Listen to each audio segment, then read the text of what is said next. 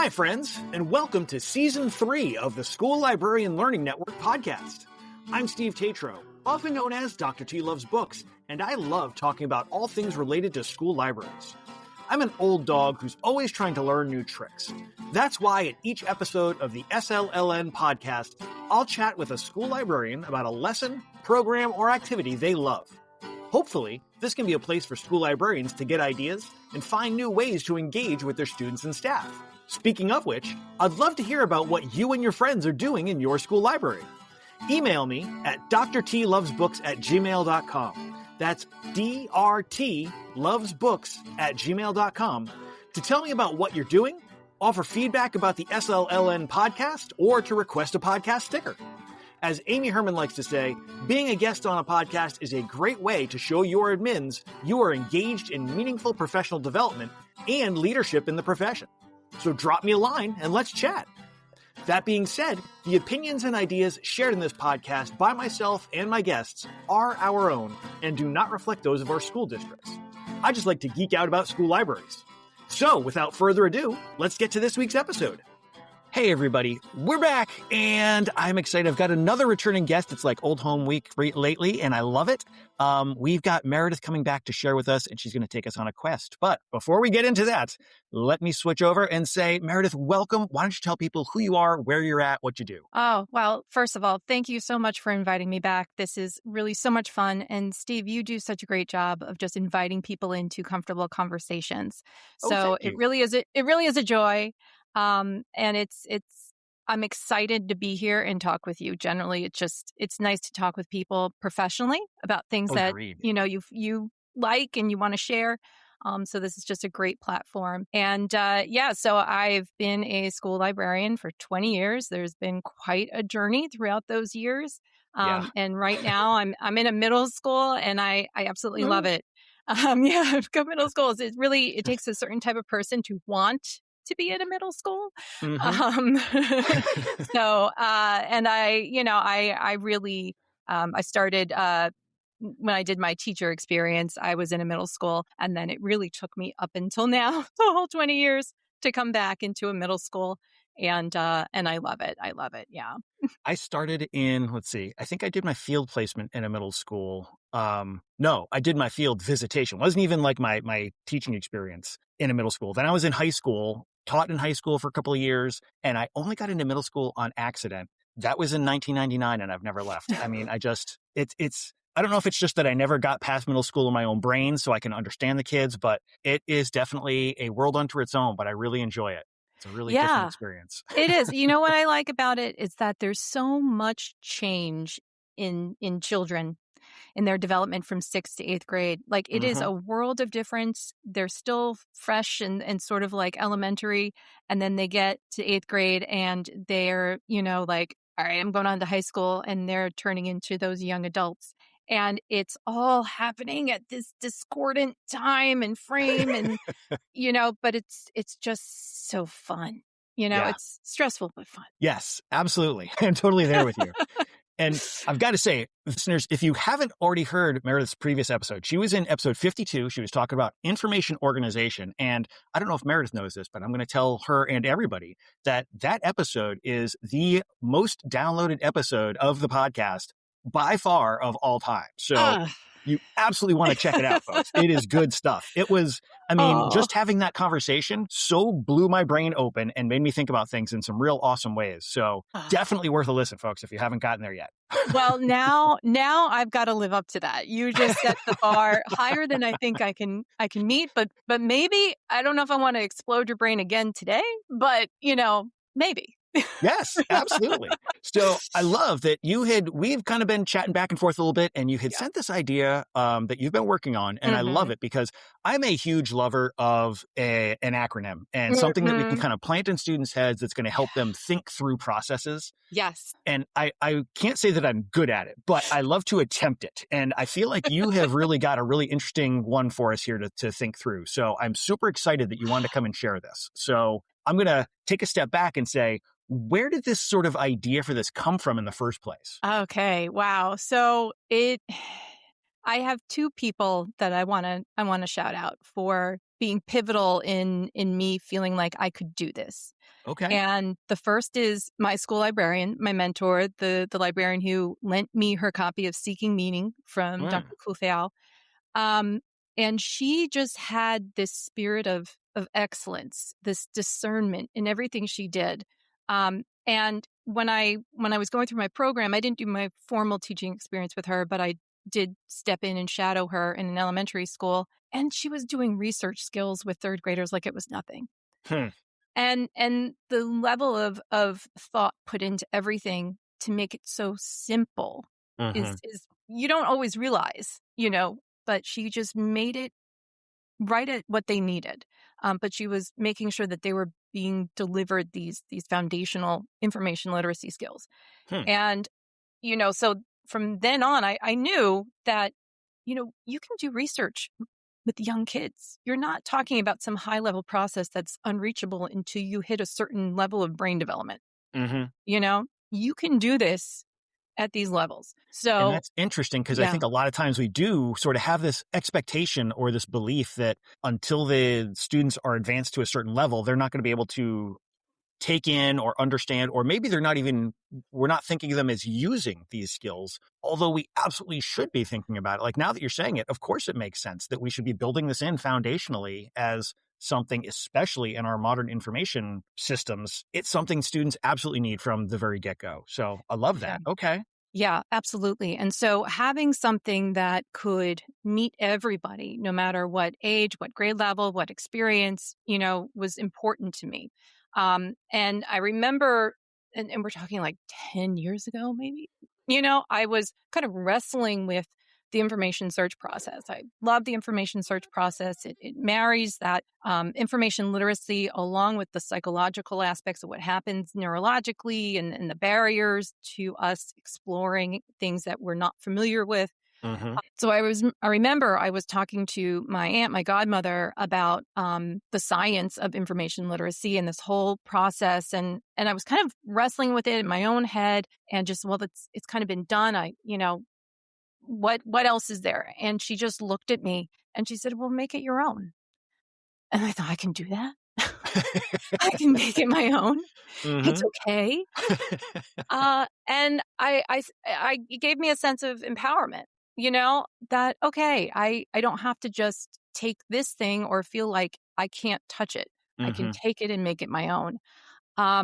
So important in education because there's so many amazing ideas and theories and practices out there, but it can be hard to remember sometimes, like you're saying, like this seems like a sacrosanct thing that we cannot alter in any way, but we really need to think about how does it apply to our specific location, our specific students, and even from year to year that can change. So I love that you felt that sense of like, oh yes, I can and I should figure out a way to bring this to my location. Yeah, absolutely. And then it was literally like a year later and I'm in the shower and, and all of a sudden, all the best ideas, like, like you can see the pieces coming together in your own brain, and Quest just popped in and it was like, oh my God, this is it. And my husband, the way he tells it, he heard me shout, Quest, in the shower. And then before you know it, I'm like dripping water and my hair is wet and I'm like grabbing paper and like, give me a pencil. And I'm like scrambling it down before it exits my brain forever. I love that you had this literal eureka moment of like reenacting the whole eureka running through the streets. That's amazing. Oh, it did. It really was. It really was. But I mean, even then, Steve, this was like 9 years ago, and I had it and I was working with it and I was developing it. But, it just, certain things take time to germinate and you're looking for the right way and the right environment and the right circumstances. And, it's hard to get all those pieces to align. So I knew something just like, think I've got it, but I'm not sure. And, I think I can do this.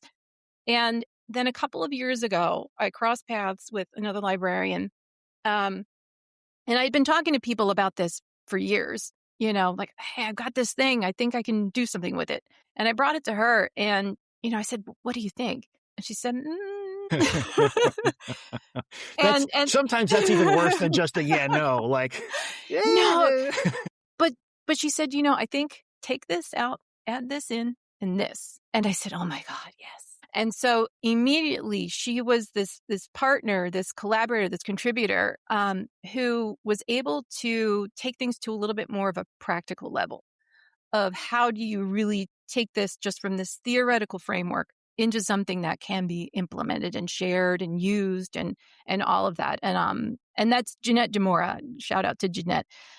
So we are working together to really develop, some materials and things for this. And I haven't even told you what Quest is. But that's okay. We need the background. Yeah. We need the context for this, and I love it. Yeah. Yeah. And it's one of those things that it seems instantaneous, and then there's some leaps, and then boom. But and anything that we do and anything that we teach our students to do, sometimes you can't get away from the time factor. Yes. You just have to give things time. Mm-hmm. And that's rare in our daily lives. Everything's so rushed. You have to have everything immediate. But this is 10 years in the making, and it's still not done. So, that's one of the big lessons that I've learned from this, is to just be patient, put it out there, keep trying, don't let it go.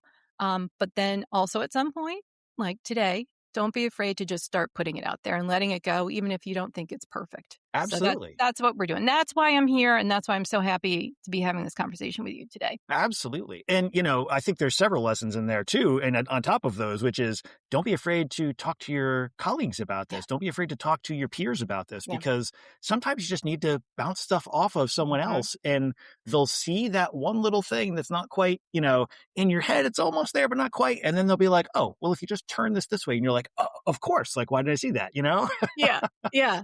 And not letting the perfect be the enemy of the good either, or the good enough. Yes. I have a lot of trouble with that too. Like, I always want to bend it, shape it, make it it's got to be perfect before I put it out in the world. And a couple of years ago, I just kind of said, you know what? It goes out and it is what it is. And you can still continue to refine. You can still continue to fix things, tinker. But if it's not getting use, what's the point? Like, what's the purpose of having the ideas? Exactly. And, I had shared a little video I did with you, and I sent it to you. And it was, just my first kind of, all right, I'm getting this down. I've got it. I want to send it to you. But even then, I told you, I'm like, yeah, but it's changed. I've got to do it again. So spending time doing this video, which you'll be able to share, everyone will get to see this little video I sent out. I did like so many takes, because it was so hard to put it all together and get it right. And, it really is deceptively difficult. But I did it, and I'm like, all right, I have like 5 good ones I can choose from.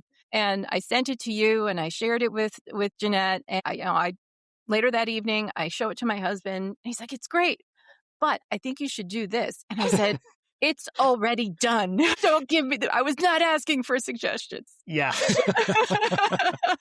Well, and I'll tell you, I'm so envious of the people who can do video so smoothly and get it. Like, I spend so much time on videos, and like, I'm going to trim out 1/10 of a second here, and I'm going to add like 1/3 of a second there. And it's like, why am I? It's just, nobody's going to notice it. I'm the only one that's going to notice that. So, well, apparently my husband will notice it, and he'll tell you. So you just let me know. So he's not going to be my audience. Got it. No. Okay. So I love this, that you've got, you've been developing this, and now you're ready to release it out in the world. Yeah. And so have you been, well, let's talk about what it is, and then we can go further with that. So talk about Quest. What is Quest? Okay. So Quest is so many different things. It really, at its core, and I know we talked about this the last time we talked, learning about learning. And so it's a model, a framework to understand learning and harness it. So it's understanding the things that you should be doing, but it's also a vehicle for instruction. And it can be expanded, contracted, adapted, parts done however you need for your purpose or your audience. So it's this beautiful little framework that can be easy to understand, and you can scale it down for our youngest learners.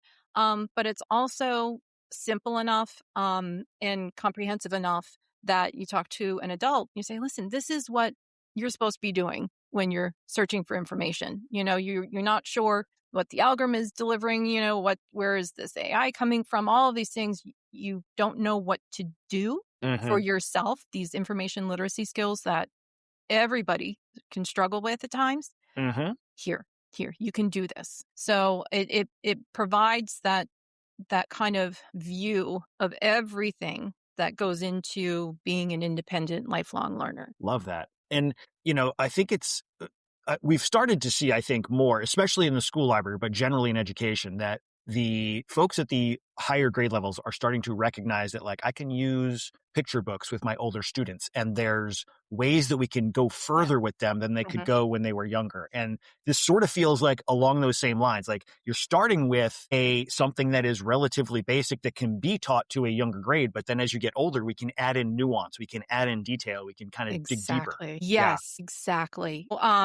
Yeah, so just to get started with it, when we think of the word quest, Quest, we start with Q, and that is questions. And questions are key to the whole process. So it's not just at the beginning, but it really is an opportunity to remember that questions help get us started on a path to discovery. It's not, I know this and I'm looking for something to reinforce what I already know.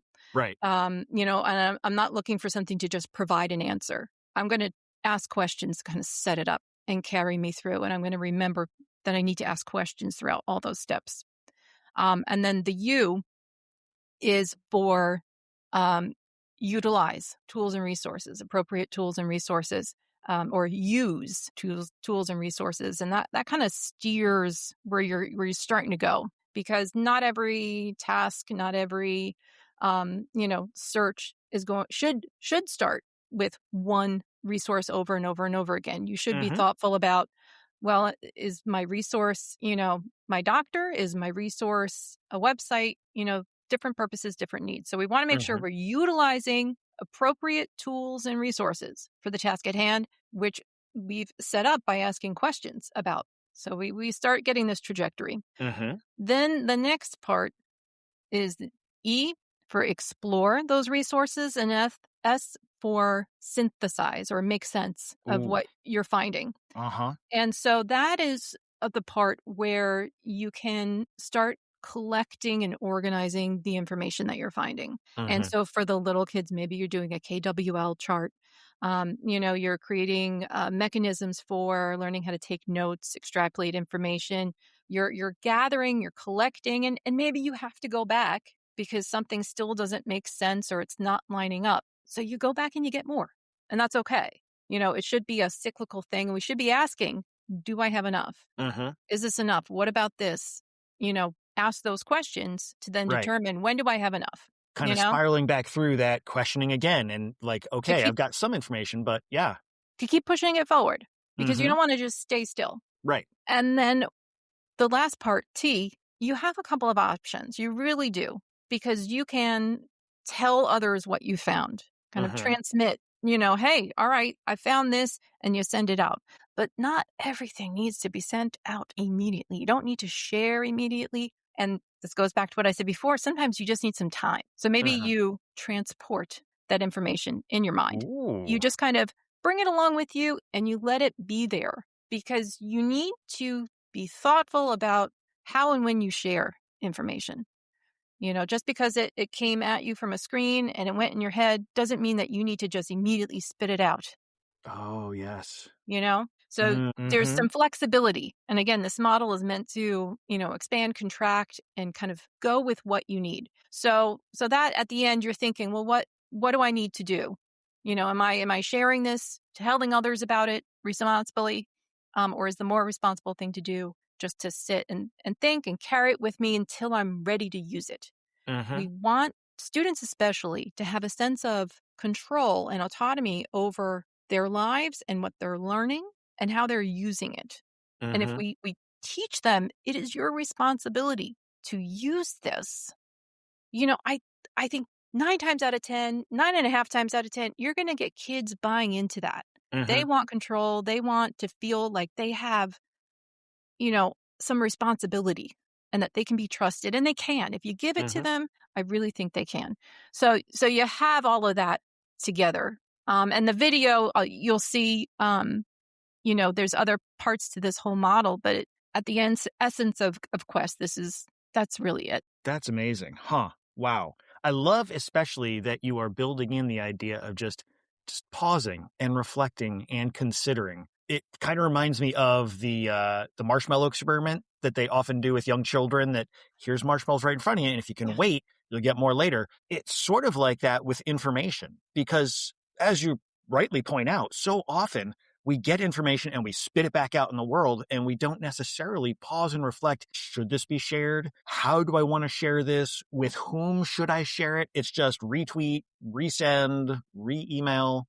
And it's really damaging to our information environment to just be continually recycling and spitting this stuff out. Yeah. So to build that in as part of the process, I absolutely love that. Oh, boy. Yeah. Yeah. And I really believe that the more you think about these steps and the more you work to implement them, the better you're going to get at it. Mm-hmm. You don't have to think of information literacy as being this continual, high-minded thing that you can't attain. Everybody can learn it. Mm-hmm. And there's this vehicle for learning. I've seen expert librarians teach little children the foundational information literacy skills. And I've seen adults really wrestle with, well, what am I supposed to do? So let's whatever we can do to make sure we're providing that instruction, that model. And, I think it's just so important. Absolutely, man. Well, and I'm going to, in talking through Quest and kind Mm-hmm. of laying out the pieces, I had seen the video you shared previously, your kind of first draft video, and it had gotten some of my wheels turning. And the idea of how important questions are before we begin research really kind of landed with me. And I'm going to throw out there my analogy, which is Right. not nearly as good, but inspired by your Q and your U, I started thinking about how research is kind of like making pancakes. And this is the analogy I was thinking I would try and use with the students, because before you can even make pancakes, you have to ask yourself some questions. Do I have the ingredients? Do I have the materials I need? Do I even want pancakes? And so often when we drive them to research, they might have a topic and they just start looking up whatever they can find about that topic without pausing to think, like, what do I need to know? What am I trying to accomplish with this? And utilizing appropriate resources, that one stuck with me as, okay, if I've determined that I do have my ingredients, what kind of resources in my kitchen do I want to use to make these pancakes? Because I've got a blender. Is that going to help me make pancakes? I don't know. I love making smoothies, so that's usually my first stop, but maybe it shouldn't be for this one, So I haven't gotten any further than that, but I love that even just having the conversation about what these elements sort of represent has already got me thinking about different ways to talk about this with my students, because it's so vitally important. And it's really, again, you're kind of expanding my mind and making me rethink things. And it's so valuable for both me and my students. So I really appreciate you bringing this. Oh, that's fantastic. I have gone off on a tangent and I apologize. We're going to bring it back around. No, that's okay. I am not the center of the universe. I mean, don't tell that to my kids, but no, that's exactly why I really was ready to talk about this and bring it forward, because there are people out there just like you who are going to say, oh, you know what? I can take this and I can make this here. And I don't own learning. I don't own like the scientific process here. Let's share, let's talk about it and just get it out there, because you don't know what's going to inspire somebody else. And I will say, when it comes to questions, I've been working to really inject questions as much as possible in my work with students. And so much so that at the beginning of the year, I had signs printed out, giant signs, and they're up in my library. And they are the key question words that we want to use: the who, what, where, when, how. And, I point out when I'm talking to students, about citations and bibliographies. Well, what are we asking? We're asking who made it? Where is it coming from? What is it? When was it made? You're tying some of these things together, and I really have been working to push questions, because if you're not asking questions, you're not doing any of the other stuff. And then at the end, and even in the model that I created with T, where you're considering, telling others or just transporting it for a little while, you've got that end question for why. Why should I share it? Why is this important? Why should I hold on to it? Why should I care? You can't really answer why if you haven't answered all those other questions first. So when I think about this and when I talk with students, okay, why? Hold back before we even think about why. Let's go back. All right, who am I? Who are you? What is it that we're doing? Where are we? What is this for? When are we doing it? When does it have to be due? Talking about projects, when does it have to be due? And then at the end, can push students, and this is kind of the influence of the information search process that came from Dr. Kuthau, is that reflection. Okay, the why. And you've got to really bring that in. And so the quest model carries those questions all the way through the end. And then that end part is so critical in working with students, is getting them to reflect on the things that happen throughout the way. So, absolutely. Yeah. So have you started using this with students? So I showcased it last year to some students. Okay. I was able to find time with a trusted colleague. And I've been working, like I said, pushing those questions forward. It's so difficult to find time. And working relationships with your colleagues takes time to build trust and rapport. And so I've been working and I've implemented steps of this with some teachers in small bits. And but I also, like I said, my collaborator Jeanette, she's been working at this too and developing some fantastic materials to work on this with some of her students. And so she's been piloting it. And we're really seeing yes, this makes sense. Yes, we can use it. Let's do more. Let's do more. Let's build more, and build more infrastructure around it to help. Love it. And you're saying that you're seeing some positive results from this. And I'm just kind of curious, what kind of either feedback or what kind of things have you noticed that have been changing with the students in how they're kind of engaging with information through this? So I think it's a different approach. They're so often in situations where they're told, go here, do this, do this platform and complete these sentences. And here's this assessment. And for someone to stop and get them to just sit with something for a little bit and walk them through it, or get them to understand this process, there is definitely still that struggle of wanting to jump to something they already know or an immediate answer. So some of them might get it and really kind of practice it and try, and some of them are still need a little bit more nudge and direction. I will say that over the past few years, any teacher, administrator I've talked about this with, they love it. Everybody likes it. Everyone's like, great. How do we implement it? And so finding that instructional time, finding that collaboration time, making sure you have that trust, it's difficult, but absolutely, it's worth it. You just got to keep plugging away. Yeah. Well, and time is, really it all comes down to time. All of it in education comes down to time. And there's not enough hours in the day to do all the things that we want to do. And I've been recently reflecting independently of our conversation here about how difficult it is to find the time to do the things that we know are important, because there are so many other factors being pushed into our educational space. We've got to do this kind of particular assessment. We've got to have this kind of accountability. We've got to do this kind of paperwork. And every little bit of it kind of eats away at that ability of students to have the time. And that is probably the single most valuable element that students can get, is just having time to think without distraction, without requirement, just soaking in information. And the element that you bring in, time in general is important. And I love that you were bringing in at the end this idea of sometimes you just need time to sit with information. And it's such a rarity in our spaces these days, just across the board, whether it's a classroom, whether it's a library, whatever it is. So I love that you are really bringing that to the forefront. And it's something that we really need to grapple with. I think systemically, we need to give some consideration to how do we just get more time and worry less about filling every second of the day and just having that freedom to breathe a little bit, because that breathing part is so important to learning and knowledge. Yeah. And yet we still seem to neglect that real fundamental element of what goes on in education, just having the moment to say, okay, what does this mean to me? Yeah. And reflect and consider. Oh, yeah. Sorry, another tangent, but no, but you're bringing up some really good points, and it's not everything can be assessed on a standardized test or, some interactive practice model on a Yep. computer.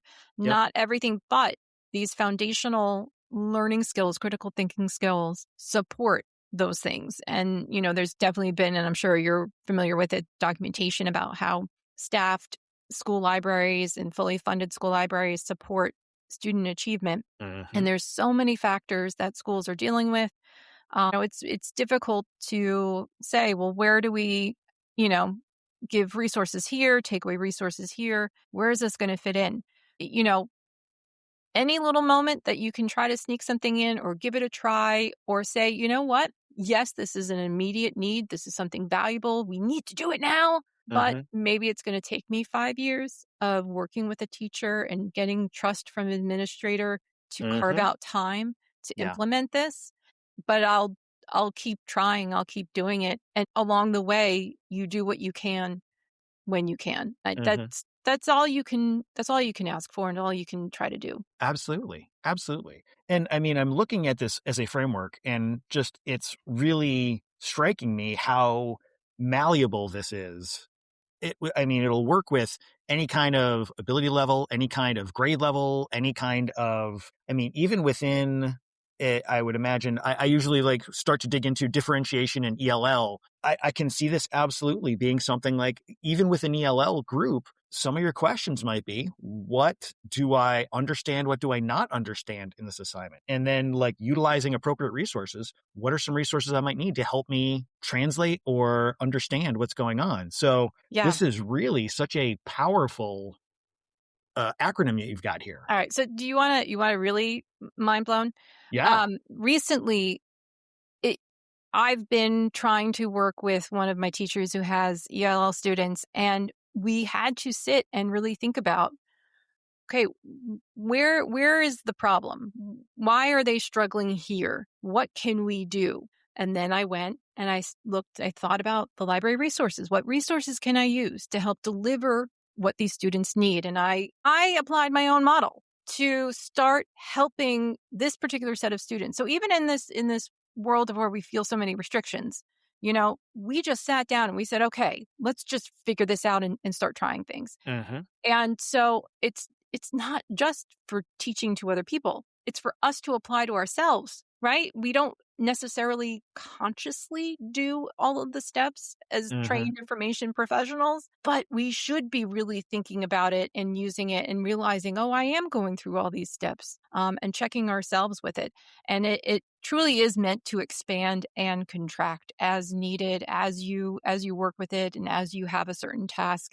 Absolutely. So all of those things, you're right on the money with it. I'm so glad that you're seeing this. Yes, absolutely. And I mean, you talk about that idea of taking a step back from our own processes and looking at how we are approaching them. And it's so, I hate to say how long veteran teacher, but as someone who's been in the classroom for quite a while now, there's so many things I do without really thinking about why I do them or how I do them. And I've told students for 30 years, like, okay, you do this, you do this, you do this. And I've gotten so used to telling students that I often assume that I have told the students that, whether or not I actually have. And it's just, it's all become so automatic that I'm not taking that step back and kind of saying, let's actually examine what I'm doing and break down this process and think about why I'm doing it, how I'm doing it. And this is a wonderful reminder that we do need to take that time. And the things that we have built, we've spent years building up these skills and building up this knowledge. And sometimes I find myself feeling frustrated that why am I the only person that seems to know this? Well, because I'm the one who put in the time and the effort to learn these things. And now it seems second nature to me. Now it seems like this is just common knowledge, because if I know it, everybody must know it. But in reality, you gotta kind of step back a little bit and say, okay, slow your roll there, playa, and let's figure out what's actually, common knowledge and what I have built up Right. over time. So yeah, and it's just, as a teacher, even as an educator, I can forget what the students don't know. If you're not in education, you think, well, this is so simple, they should be able to do it. And it's not provided explicitly. yes. Even with my own teens, they don't know how to use certain functions of Gmail, or this or that. And I, seeing how certain things have just been pushed on them but the underpinnings of exactly what to do that I've figured out over time, they don't necessarily get all the time from everybody. And so understanding, number one, that yes, you as an adult know how to do these things, but you need to break it down and explicitly tell them, right, these steps, because they haven't done it. Yeah. And then with this model, one of the things I will say, I mean, take it, adapt it, expand, contract, but I think it is critical that we tell students, we tell people the whole process. Yes. And tell them there is a journey. There are steps. It's not some phantom scary thing. And give them a foundation of support so that when they're going through things that they're unfamiliar with, that you already know, you're mindful of all the anxiety, uncertainty, insecurity they might be wrestling with. And so explicitly, there's no big secret. We don't have to hide things. We don't have to gatekeep it. Tell them about it. Tell them about the whole process. And listen, you're going to go through all of this, but we're going to do it together. Yeah. I think is just super, super important. Absolutely. Well, and sort of related, one more tangent, and then I promise I'll stop with tangents. But I was having I had a rush of students come in to use our print station in the library. And like every once in a while I'll get some, but one of the teachers had assigned, you have to print out a thing to bring to class. And none of the kids did it at home. And so there was this huge rush for the printer. And I've got instructions on the station so that students can follow along and do it themselves. But they were still having some issues, and it took forever because there's only one printer and they have to all kind of funnel through it. And so at some point, one of the kids was there working on the computer, and the teacher who had assigned this walked by, and she was like, "Oh, are you printing your thing for the assignment?" The kid said, "Yeah." She said, "Oh, well, you know how to print, right?" And he said, "No." And she said, "What?" And I said, "Don't worry, he's got the instructions there, so he's going to be able to do this." But this teacher and I had a little side conversation, and she was like, "I don't understand. Why are so many of them having difficulty printing?" And I said, "They don't print. Like in the modern world, how often do you yourself print other than when you're in school making photocopies of things? How often do you print? Almost never. Everything's digital now."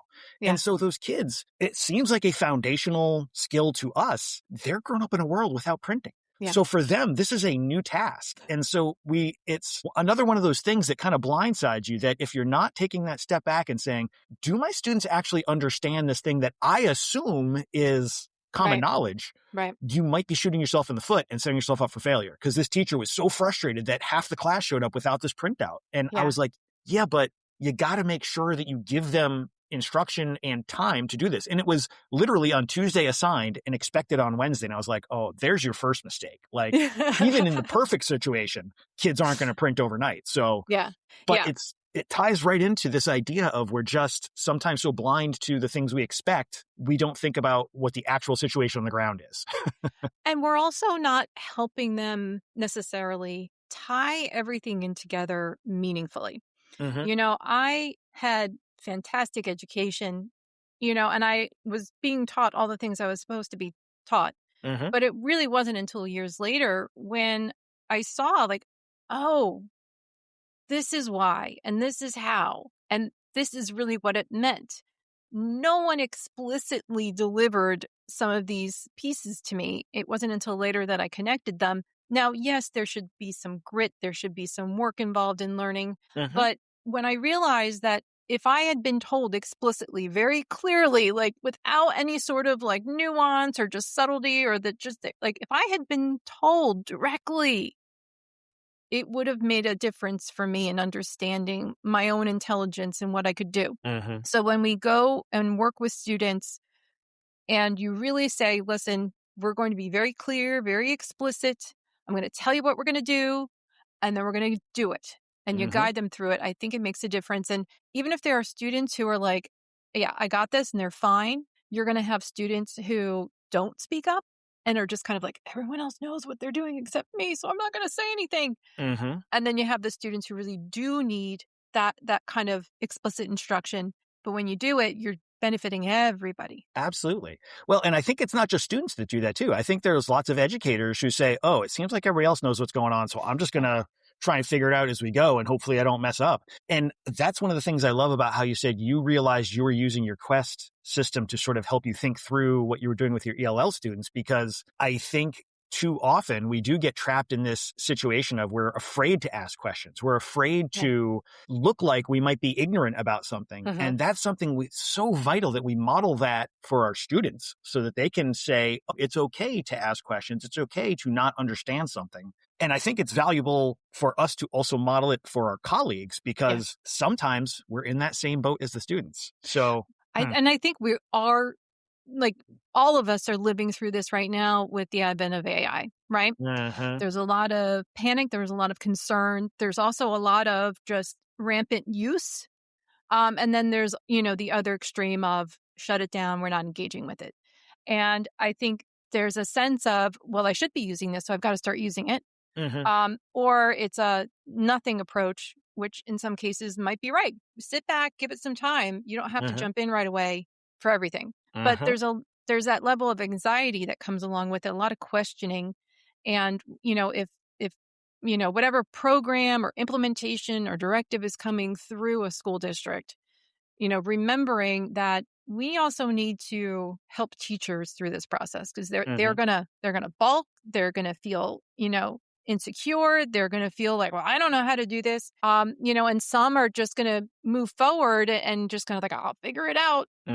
But we're going through the same we're adults. We're going through the same feelings and emotions that our students are. So all levels, all steps, be mindful, us, our colleagues, our admin, and what everyone's trying to do, have those moments, break it down, say, okay, let's explicitly lay it out and know that we're going to get through this together.